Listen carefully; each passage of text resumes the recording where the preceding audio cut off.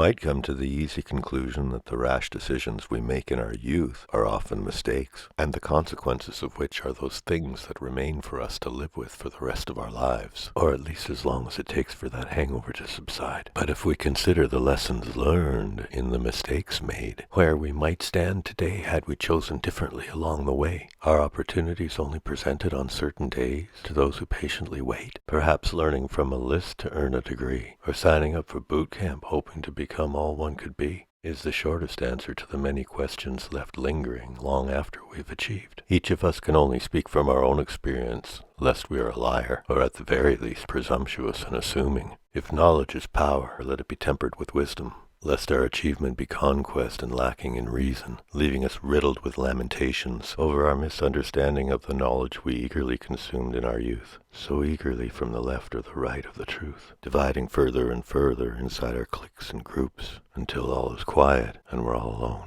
The cheering stops long enough to breathe and truly see who we are and what we really represent when we stand alone, until our desperate human need for one another overrules a prideful mind, so we strive to build new bridges once again, with hope in finding what we seek in what we see. Looking back, we realize time just takes us further on, with questions all still lingering while we drown ourselves in a sea of compromise. With our pride tucked away carefully, our temptation moves to jealousy when we finally take the time to look around. The lens that we look through will determine what the eye will see, just another way for the devil to deceive. So let's look past that to understand what it is we really need, and what it really means to succeed, because we already know. When we look through the right lens and see sharing as no compromise, but a need of our own, the truth becomes plainer to see, through eyes like those of an innocent child who's been set free, who believes in the sun and believes in the moon, and even believes in you too. And the thing that child most desperately wants is for you to believe too. So if just for this moment, imagine if you must, the hope of this child, hoping you too can see all of the reasons